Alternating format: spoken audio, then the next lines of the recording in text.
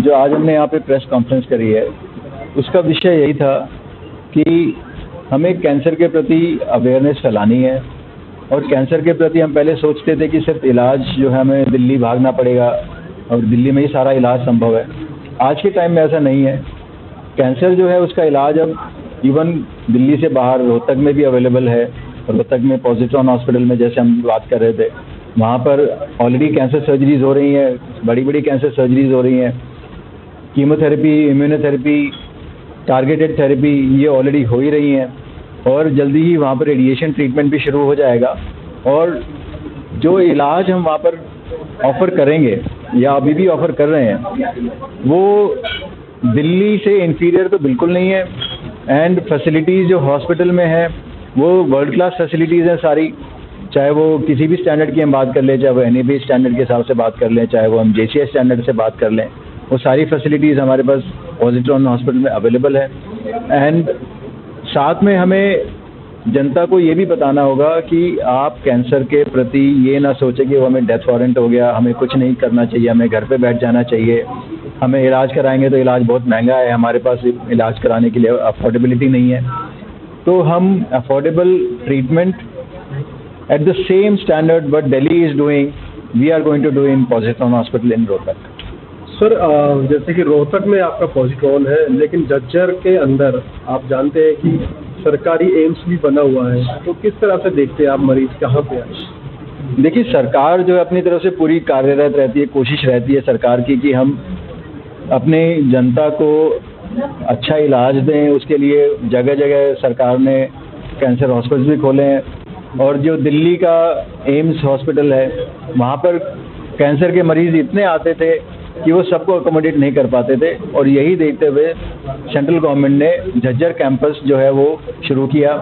वहाँ के जो संस्थापक हैं डॉक्टर GK रथ, मैं उनका वो एक तरीके से मेरे लिए टीचर ही हैं, वो बहुत अच्छे हमारे रिलेशन है उनसे। मैं बार बार इस बारे में बात भी बहुत करता हूँ। वो हमसे यही कहते हैं कि हमने ये संस्थान ने खड़ा तो कर दिया है, this can be a guiding light for other people, for the private sector to see कि एक आइडियल कैंसर सेंटर कैसा होना चाहिए। बिकॉज सरकार जो है वो सबको केटर नहीं कर सकती है। आज भी जितने भी पेशेंट वहाँ पहुँचते हैं उनको वेटिंग लिस्ट में डाल दिया जाता है, बिकॉज उनकी जो फैसिलिटी है वो 100 पेशेंट, 150 पेशेंट का इलाज करने के लिए, 200 पेशेंट का इलाज करने के लिए।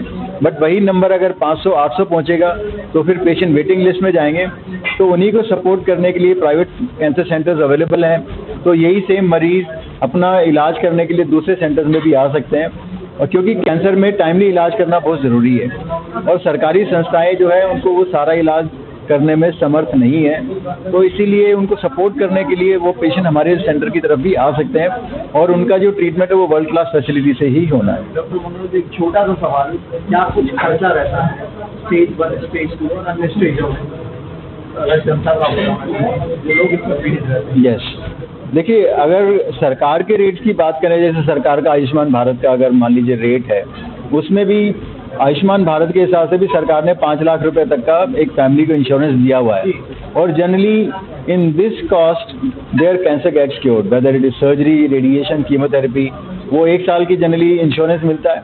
तो हम ये कहेंगे कि with in that cost they can get cured. Sir, positron की हम बात करें, पॉजिट्रॉन ने कब से शुरुआत की, आज तक कितने मरीजों को स्वस्थ कर चुका और कितने मरीज भर्ती हो चुके हैं? देखिए, पॉजिट्रॉन हॉस्पिटल जब एस्टैब्लिश किया गया था उसकी शुरुआत हुई थी 2019 में। And it was just a pre Covid level. 2020 में कोविड का लॉकडाउन शुरू हुआ था मार्च के एंड से। तो पॉजिट्रॉन हॉस्पिटल ने अपनी क्लिनिकल फैसिलिटीज़ 2019 में सितंबर अक्टूबर के आसपास शुरू करी थी। तो सितंबर अक्टूबर 2019 और आज हम 2024 में ही खड़े हैं। 5 साल की जर्नी में पॉजिट्रॉन हॉस्पिटल ने एक तो अपने आप को रोहतक सिटी में पूरा एस्टैब्लिश कर लिया है। आप कहीं पे भी किसी से भी पूछेंगे कि पॉजिट्रॉन हॉस्पिटल के बारे में सुना, तो सबको पॉजिट्रॉन हॉस्पिटल के बारे में पता होगा। वहाँ पे जो हमने अभी तक, बिकॉज शुरुआत में जब कोविड का टाइम आ गया था तो कैंसर जो है उतना वहाँ पर हम इलाज नहीं कर रहे थे। We were treating Covid also and cardiac का हमारा अच्छा वहाँ पर काम है, ऑर्थोपेडिक्स का बड़ा अच्छा काम है वहाँ पर, हमारे पास वहाँ पर सारे डिपार्टमेंट्स अवेलेबल हैं। सो कैंसर का जो हमारा फुल फ्लैज काम शुरू हुआ 2021, मतलब कि जब कोविड की वेव धीरे धीरे टेपर होना शुरू हो गई थी, तो 2021 ऑनवर्ड से वहाँ पर कैंसर का ट्रीटमेंट शुरू हो गया था, कीमोथेरेपी सर्जरीज होनी शुरू हो गई थी। तो आज तक हमने करीबन 800 से 900 पेशेंट्स का वहाँ पर क्योर कर दिया है, और हर महीने करीबन 25 से 30 पेशेंट हम वहाँ पर हमारा पेशेंट का इलाज चलता है, जो कि सर्जरीज हैं, कीमोथेरेपी है, और रेडिएशन के लिए भी अब हम वहाँ पर फैसिलिटी लगा रहे हैं, तो ट्रीटमेंट अब शुरू हो जाएगा। परसेंटेज की अगर हम बात करें, कितने % जो मरीज है आप एक डेटा होने का जो डाटा है वो करीबन 60 to 70% का है, जिसमें कि head and neck cancer, breast cancer, ovarian cancer, gynaecological cancer like cervical cancer, endometrial cancer जो यूट्राइन कैंसर है वो, तो करीबन 60 to 70% हमारा जो है ऑलरेडी हमारा अपना डाटा है कि हम इन पेशेंट्स को क्योर कर पाए हैं। पॉजिट्रॉन में जो इलाज दिया जाता है, क्या वो पूरा एलोपैथी होता है या फिर कोई और पैथी भी वहाँ अपनाई जाती है? अभी फिलहाल पॉजिट्रॉन में जो हमारे पास ट्रीटमेंट फैसिलिटीज़ है वो एलोपैथी की ही है।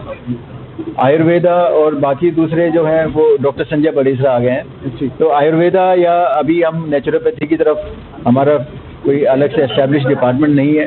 We are not against them, we are with them, because हम इसी चीज़ में विश्वास करते हैं कि अगर कोई एक ऑलरेडी मैच्योर्ड तरीके के इलाज अवेलेबल हैं तो they can be utilised to do good for our patients also. धन्यवाद।